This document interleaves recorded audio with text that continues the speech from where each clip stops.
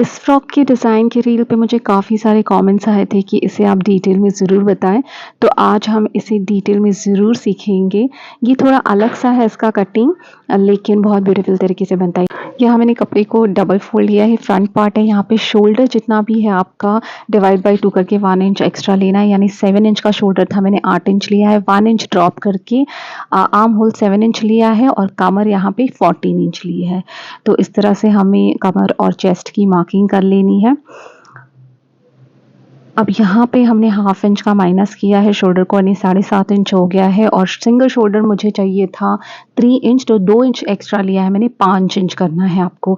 ये जितना भी आप सिंगल शोल्डर लोगे उसमें 2 इंच आपको एक्स्ट्रा करना है। वो क्यों करना है वो आगे आपको मैं एक्सप्लेन कर दूँगी। और बचा हुआ आपका नेक का विड्थ होगा फ्रंट पार्ट का। तो फ्रंट और बैक अलग-अलग तरीके से करेंगे। इस तरह से आपको क्रॉस मार्किंग कर देनी है और यहाँ पे जहाँ पे हमारा ये जो 7.5 इंच का शोल्डर, यहाँ पे इतना ही हमें नीचे की साइड में लेना है, ठीक है जी। और इतना ये बॉक्स बना देना है। ये बॉक्स बनाने के बाद यहाँ पे हम इसका मिड पार्ट लेंगे। ये 7 इंच का मिड पार्ट 3.5 इंच होगा।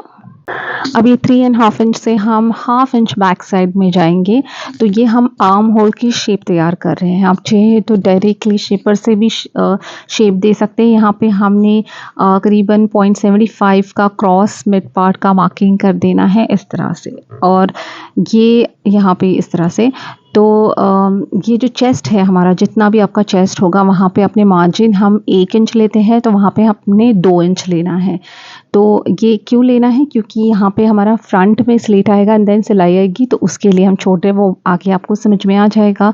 तो मेरा यहाँ पे मार्जिन ये करीबन 11 इंच था, तो हमने इसे 12 या 13 लेना है इस तरह से। जितना भी आपका 2 इंच आपको मार्जिन लेना है। अगर आप 1 इंच लेते हैं तो 2 इंच ले लीजिए।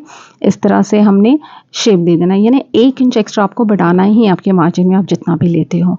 बॉटम आप जितना आपके हिसाब से रख सकते हो। डायरेक्टली यहाँ से बॉटम से आपने कमर की ओर को ये पॉइंट्स को जोड़ देना है। यहाँ पे हिप वगैरह का कोई मेजरमेंट नहीं होगा।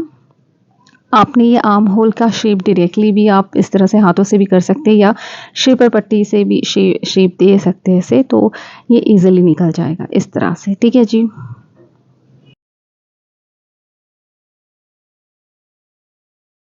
पे हमने जो सिंगल शोल्डर है हमारा, ये जितना 5 या 6 जो भी आपका आएगा, वहाँ से मिड लेना है। यहाँ से हमने फ्रंट नेक की लेंथ लेनी है, आप आपके हिसाब से ले लिया। मैंने यहाँ 6 इंच लिया है। ये 6 इंच का बॉक्स रेडी करके आपने जो भी आपका शेप देना है नेक को आप दे सकते हो। यहाँ पे हमने राउंड दिया है, इस तरह से ये फ्रंट रेडी हो जाएगा। ये जो है यहाँ पे हमने इस तरह से मार्क करके एक एक्स्ट्रा मार्किंग करनी है। वो क्यों, क्योंकि वो कट जाएगा पूरी तरह से। तो वो अभी कटिंग करते वक्त आपको समझ में आएगा, क्योंकि हमने ये शोल्डर को पूरी तरह से ड्रॉप कर दिया है। इस तरह से कटिंग करने से आप बाकी कुर्तियों के भी मेरी प्रीवियस वीडियो में देखोगे, तो इस तरह से कटिंग करने से आपका गला कभी पीछे की ओर नहीं जाएगा और बहुत परफेक्ट तरीके से ये आपके गले और शोल्डर पे बैठ जाता है। तो ये मार्किंग जो की है, हम किस तरह से काटेंगे अभी आपको पता चल जाएगा। तो ये साइड का पार्ट हमने हटा दिया। अब जब हम नेक काटेंगे तो ये इस तरह से चला जाएगा। तो ये पूरा पार्ट जो है 1 इंच का ड्रॉप ये स्ट्रेट लाइन में हम काट लेंगे, ठीक है जी। इस तरह से ये हो गया।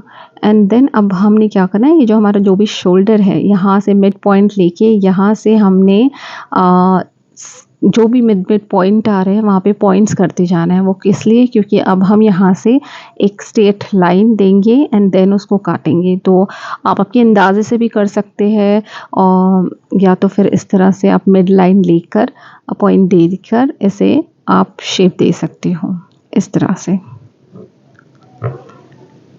ठीक है जी। अब ये शेप ये लाइन करने के बाद अपनी कटिंग करना आपको इजी हो जाता है इस तरह से। तो ये अपेक्स पॉइंट लेना है आपका, जितना भी होगा। यहाँ पे 10 मैंने लिया है और इस तरह से शेप ज़रूर दे। ये शेप देने से आपके चेस्ट पे बहुत अच्छी तरीके से कुर्ती की शेप आ जाती है। तो इस तरह से काटे। तो हमने 1/2 to 1 इंच आप बैक जा सकते हो, 1/2 इंच आप बैक चले जाएं और इस तरह से कटिंग करें,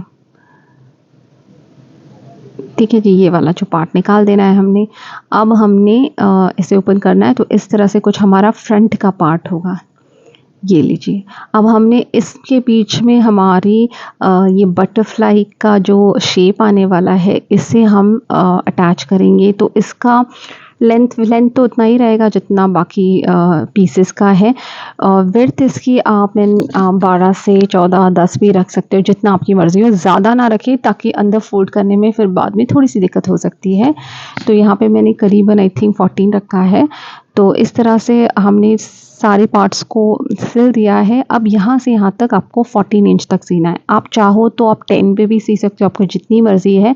लेकिन यहाँ पे हमने कमर तक सी दिया, और ये लाइन से बराबर से स्टिच होनी चाहिए, अंदर की लाइन नहीं दिखनी चाहिए। तो लाइन पे लाइन बराबर सिए, और इस तरह से अब ओपन करने पे ये कुछ इस तरह से हो जाएगा। अब ये जो पार्ट है, हमने इसे एक्स्ट्रा है कट कर देना है, मार्किंग करके इसे हम हटा देंगे, कट कर देंगे। और फिर कट करने के बाद इसे कैसे सिलना है वो भी आपको ध्यान रखना है, ताकि फिर अंदर से भी जो फिनिशिंग है इसका सही तरीके से निकल के आए।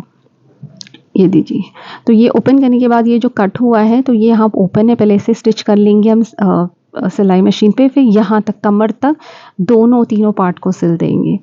अब यहाँ पे बैक की कटिंग करते हैं। बैक का फ्रंट से इतना ही अलग है कि आपको जितना भी आपका शोल्डर उतना लेना है, कुछ उसमें प्लस नहीं करना है। 7 इंच शोल्डर लिया, 1 इंच टॉप लिया, 7 इंच आर्म होल लिया, 14 इंच आपने कमर लिया। सब कुछ सेम रहेगा, कुछ एक्स्ट्रा यहाँ पे लेना नहीं है आपने। यहाँ पे 7 इंच है तो यहाँ पे भी 7 इंच आपने लेना है। इस तरह से मिड पार्ट लेकर आपने इस तरह से शेप देनी। तो ये जो नीचे का जो 7 इंच है, यहाँ पे हमने 6.5 इंच लिया है, सॉरी, और ये 1 इंच लिया है। तो इस तरह से आप शेप दे दें। अब हमने यहाँ पे चेस्ट में बस 1 ही इंच मार्जिन लेना है, 2 इंच नहीं लेना है। फ्रंट के लिए हमने 2 इंच लिया था, यानी 1 इंच एक्स्ट्रा लिया था। यहाँ पे जितना नॉर्मली हम 1 इंच लेते हैं उतना ही लेंगे। यहाँ पे एक्स्ट्रा और 1 इंच नहीं बढ़ाएंगे, क्योंकि यहाँ पे फ्रंट स्लीट नहीं आने वाला है, इसलिए हमने सिर्फ नॉर्मल जितना साइड फिटिंग के लिए सिलाई में जाएगा वही 1 इंच लिया है। यहाँ पे सिंगल शोल्डर में भी आपने सिर्फ 1 इंच का ही मार्जिन लेना है, 2 इंच नहीं लेना है। जैसे सिंगल शोल्डर रेडी 3 इंच है, तो हमने फ्रंट के लिए 5 लिया था, तो यहाँ पे हम 4 ही लेंगे। और बचा हुआ आपका नेक विड्थ रहेगा बैक साइड का। बैक साइड की नेक विड्थ आपकी बड़ी हो सकती है और फ्रंट की कम, तो इससे कोई फ़र्क नहीं पड़ता। इनफैक्ट इसी तरह से ये कटिंग होगी, ताकि जब ये अटैच होगी तो काफ़ी परफेक्ट तरीके से बैठ जाएगी। इस तरह से बैक नेक भी बना दे, और जो आपको शेप देना है आप दे सकते हो, और राउंड शेप दे दिया है। तो अब हम इसे कटिंग करेंगे। इस तरह से कटिंग होने के बाद हम ओपन करेंगे। जैसे नॉर्मली आपका जो कुर्ती का रहता है, बैक को फ्रंट से हम साइड से पूरी तरह से एंड तक अटैच कर देंगे। याद रखिए, अटैच करते वक्त जो अंदर का वाइट पार्ट है वो सिर्फ कमर तक अटैच करना है, और बाकी उसका फॉल छोड़ देना है, ताकि वो ज़्यादा स्टिफ ना हो, उसको घेरा बराबर फॉल के जैसे मिले। यहाँ पे हम स्लीव की कटिंग करेंगे, स्लीव जैसे नॉर्मली कटिंग करते हैं। स्लीव की लेंथ आप आपके हिसाब से रख सकते हो जितना आपको चाहिए। यहाँ पे मैंने करीबन 24 इंच की लेंथ रखी है, फुल लेंथ रखी है, और इस तरह से शेप देकर आप स्लीव कटिंग करोगे तो आपको परफेक्ट तरीके से ये स्लीव आपकी कुर्ती पे बैठेगी, ना एक्स्ट्रा होगी, ना कम होगी, ना ज़्यादा होगी। तो ये कटिंग करने के बाद हम इसे कुर्ती पे अटैच कर देंगे। इस तरह से कटिंग होने के बाद इसका फाइनल लुक कुछ इस तरह से आएगा। इसे हम कटिंग कर देते हैं, और अटैच करने के बाद ये लीजिए, ये इस तरह से हमने अटैच कर दिया। और ये अगर आपको पसंद आ जाए जल्दी से फटाफट कमेंट करके मुझे बताएं, लाइक शेयर एंड सब्सक्राइब भी करें। Bye bye.